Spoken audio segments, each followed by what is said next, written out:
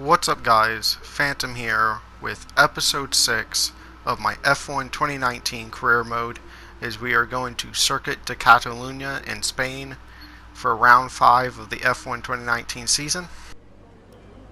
Qualifying's about to kick off any moment here at the circuit Barcelona-Catalunya. No doubt that today will be full of action on the track.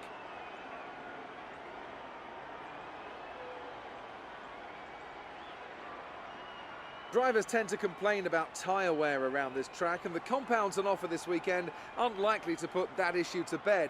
Is this going to be about who can make the tyres last? Tyre wear is always something you have to consider to a certain degree. Finding a good car balance that suits the circuit will help prolong the life of the tyre, but it's true that some circuits, such as this one, are more challenging than others. How hard you can push them depends on your strategy and how tight the battle is around you. As we start here in Q1 with less than 2 minutes left, we are sitting in P17 and trying to get out of Q1, which should be pretty easy. We qualified the first lap on mediums, and we've got Giovinazzi, who we were crucially able to clear there to get a clean lap. As we come along to the last corner here with 30 seconds left, we will be P10 behind Grosjean. We pull along to the side, and that's where we'll end up, as the people knocked out are Giovinazzi, Ricciardo, Russell, and Kubica, and also Kvyat there in 16th. As we enter Q2 here, we're going around the final corner to start our lap here onto the front stretch.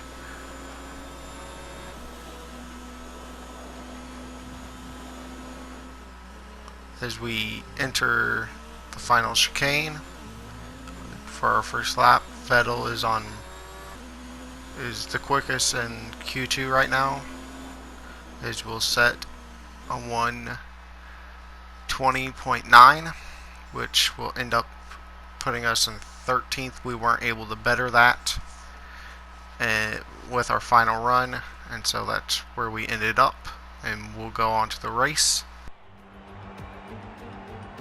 What does the Spanish Grand Prix have in store for us today, I wonder? I hope we see some tight wheel-to-wheel action down the main straight, circa Mansell and Senna way back in '91, or maybe we'll have a more strategic race here on a track where overtaking can be difficult. It's a sellout crowd of 140,000 here today as we await lights out for the 730-metre sprint down to turn 1 of this 2.9-mile racetrack. Overtaking is challenging through these 16 corners, but there's still a lot of high-speed excitement to be found, including the flat-out turn 3 and the terrifying blind right of turn 9.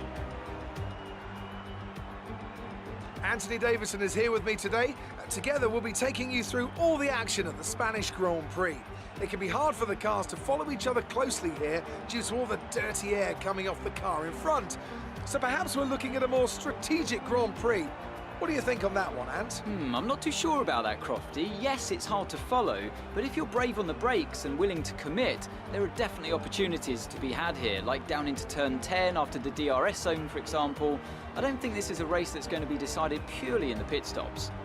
It's time to take a look at our starting grid for today's race. An immense lap from Lewis Hamilton yesterday puts him on pole position, with Sebastian Vettel starting alongside. As we continue through the rest of the grid today, we have Bottas, Leclerc, Max Verstappen and Butler, Weber, Perez, Raikkonen and Nico Hülkenberg, Grosjean and De Haas, Alexander Albon and Stroll, Kvyat, Giovinazzi, George Russell and Lando Norris. They'll be starting further back after an earlier grid penalty. Kubica and Daniel Ricciardo fills the last spot on the grid. And with preparations almost complete, let's head down to the track.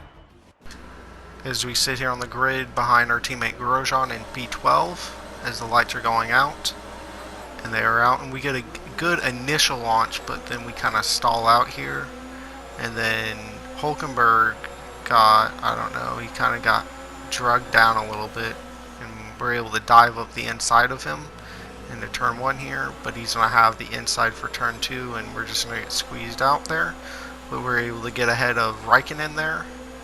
And we're going to get a good run to the inside, But Perez is going to also go defensive on Hulkenberg, and we don't want to run at the back of him, so we broke a little early. And we really don't want to be on the inside there, so we try to go the outside there, but so we try to go inside, but Hulkenberg kind of swerved at the last minute, and here on the back stretch we're going to try to go down the inside, get on the grass a little bit, and kind of hit Perez a little bit there, but we're able to get ahead of Hulkenberg as we get on to lap 3. Basically the whole first stint was we'd be about half a second behind Perez for the whole lap, come down the front stretch, and he would just pull away. And even with DRS, by the time we started catching him, it was halfway down the straight, and then we would be, what, 2-3 tenths behind him. As there's a yellow flag there, as Vettel once again has DNF'd.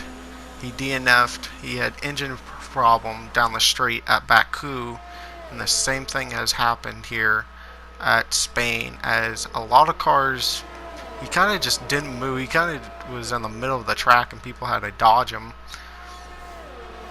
as he was kind of looking for a place to park, which he'll find on the inside of the track right here, as a bunch of cars, the Toro Rossos and the Force, not the Force Indias, but the Racing Point, as we're behind one, coming into the pits here, as we'll try to see if we can get ahead of Perez in the pit stops, but we kind of slowed way down there, and so he's a little bit farther ahead of us than we wanted.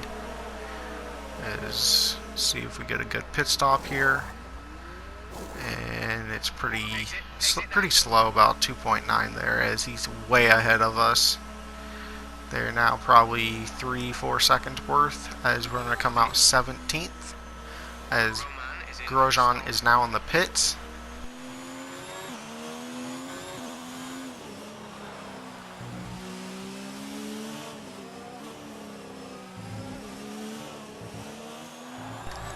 As we come through the last corner and onto the front stretch here, as we'll now see all the cars leaving, and we will be able to stay ahead of Grosjean here as we out-drag him down the straight there, as he actually got held up in the pits for a split second. But on lap 10 he caught up to us, and we were just really slow on these harder tires here, as he's able to go around the outside of us, makes it pretty easy.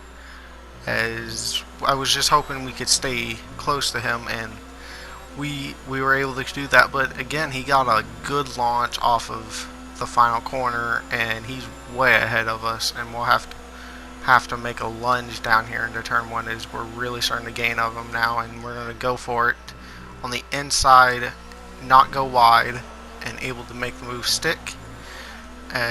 But the thing is, he was much quicker than us, so he was able to keep easily to us as we go really defensive early, try to throw him off the the slipstream, as he's able to just fly past us even easier than before. As we come down to the middle sector here, big controversy, as we're going to come down with DRS, break a little bit late, and we actually spun Grosjean there, as I feel like Steiner won't be too thrilled with that move. As we come down here, as we kind of just were really late on the brakes and kind of locked up, as we kind of half spun him, as it did take off our left end plate and around Catalunya, with all the big sweepers being basically right-hand corners. We were terrible for the last 4 laps, as Raikkonen has been able to catch us now, as he is firmly in our DRS, and Hulkenberg has actually joined them now, as Raikkonen's going to go to our inside and Hulkenberg's going to our outside, and we're kind of caught in a sandwich, and we kind of turned down on Raikkonen, because I'd rather spin the person than get spun on somebody's rear tire, as Hamilton has won once again, as we come down to the front stretch here, as we're able to barely hold on.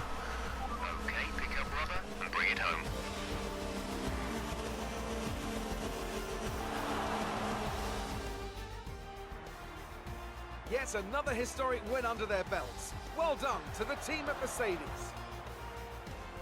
What do you think it was, Ant, that gave them the edge over the competition today? Well, tyre management probably played quite a large role in the outcome of this one. As ever, it's not just about speed, it's all about maintaining that speed consistently over a stint, over a race distance. So being able to keep up the lap times while still being smooth on the controls and gentle on the tyres, that's really where the race was won today. After an excellent performance at the Grand Prix, I'm sure there'll be plenty of celebrations tonight amongst the Mercedes team, and they certainly deserve it.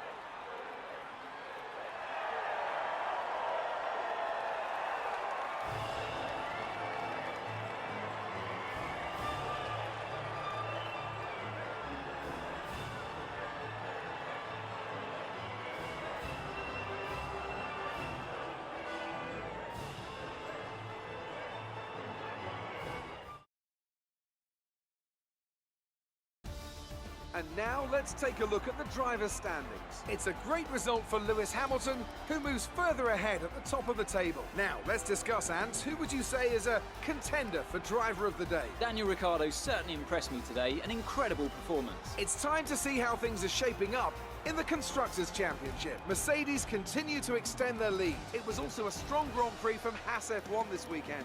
Fantastic work from the American team to move themselves further up the table. Well, that was certainly an incredible weekend of racing.